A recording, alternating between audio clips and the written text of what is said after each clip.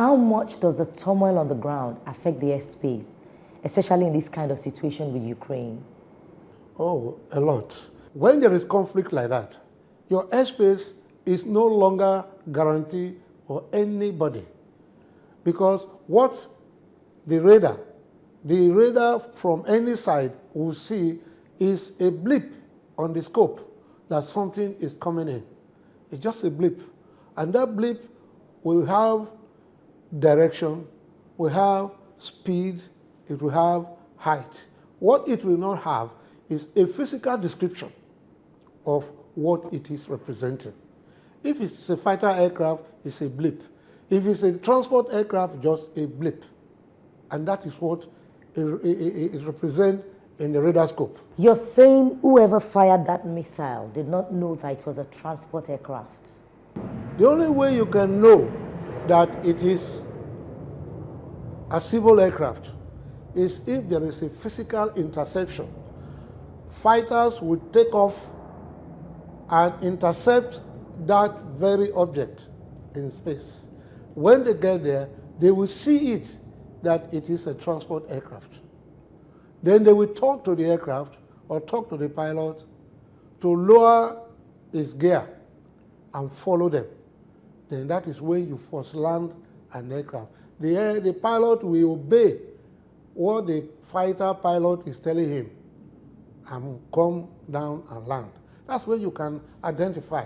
But if they are talking to the captain, or they were not ready to talk to the captain, and the captain did not talk, did not identify himself, or know that he is under surveillance, he is under attack, or under impending attack, and he did not speak out.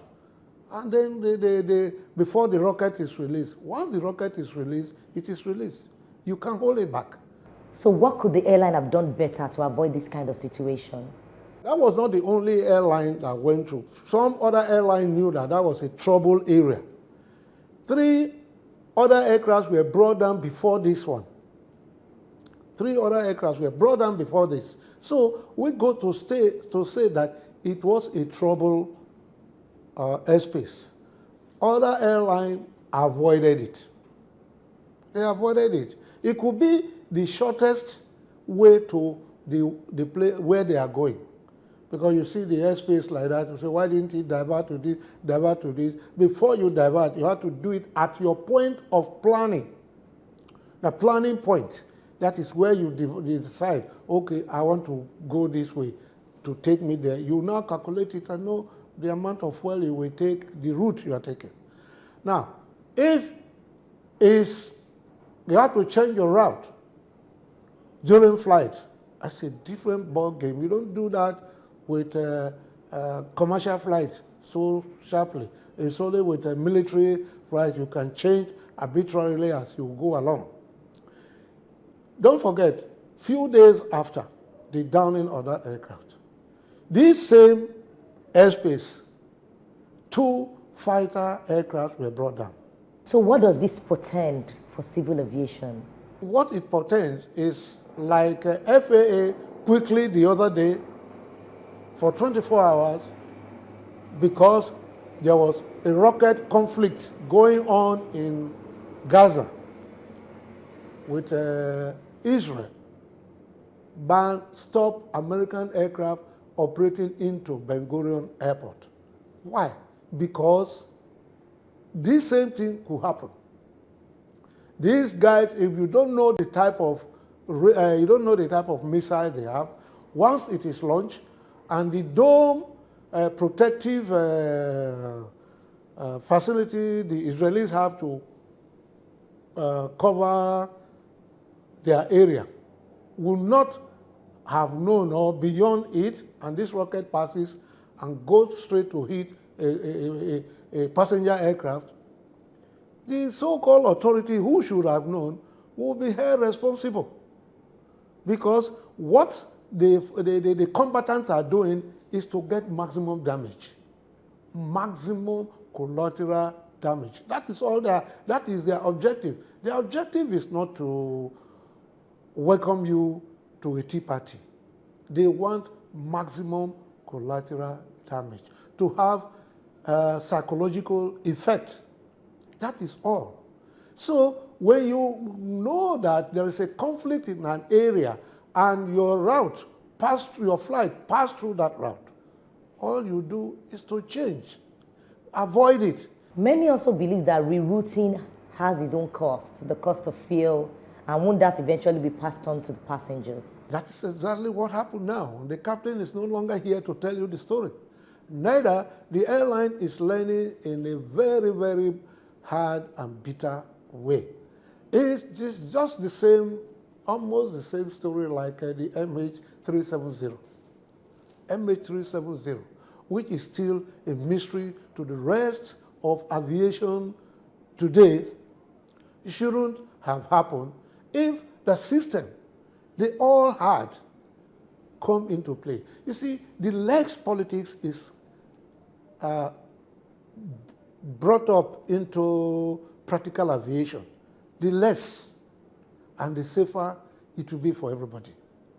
If Air France learned a lesson with their flight from Rio to Paris that crashed into the Atlantic and took them 3 years to unravel, and now came up with these equipment whereby black box is no longer limited to inside the aircraft itself, but is a system that could be streaming information, data from flight information as it progresses, both to ground station and to other devices on ground, so that when that flight terminates abruptly and you don't know how, you can go back to those information that are streamed down, replay, and you know what happened to that very second when the aircraft disappeared. But that is not the case. It's the same aircraft type, very, very up-to-date aircraft, 777, I think one of the state-of-the-art platform in the world today, is still flying and very, very well. It's not because something happened. But if there is that human error and you have forgotten something, you see, nobody is above human imperfection. But somehow, some of us want to believe that mistake cannot happen. Mistake cannot occur. It can occur. This is what, in the aviation industry itself, you have what they call human factor. It's a subject. You do it, and there are so many instances. So if the airline knows itself that this thing should not happen, you don't want to learn the hard way.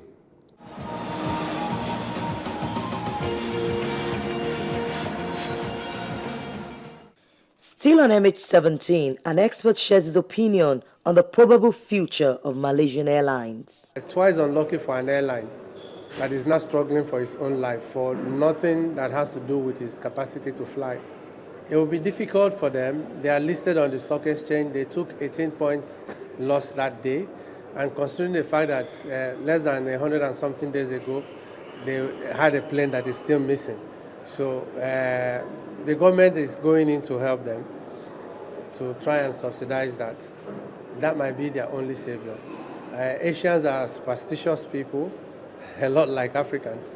So the airline is going to suffer, not because of its own efficiency, but because of circumstances that are completely beyond its own control. Airlines use great circles to reduce time and cost and everything. So now you have to, and I've seen a funny part that people are putting up that is going to now take them over Syria, which is another war zone, but it seems to be the safest corridor.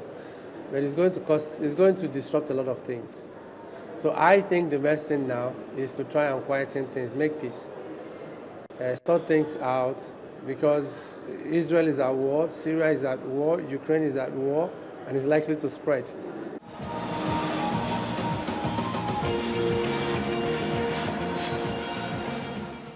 And as the program trails to a close, we bring you pictures of when 40 bodies from MH17 arrived in the Netherlands.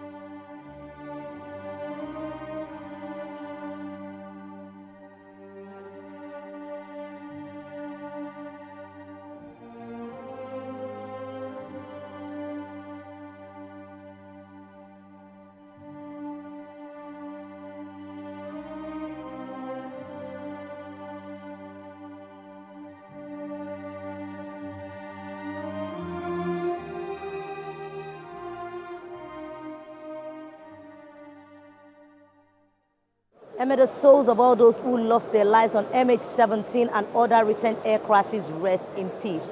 That's all on the program, but feel free to reach us on our feedback platform. I'm Bukola Joe Oketumbi. See you next time.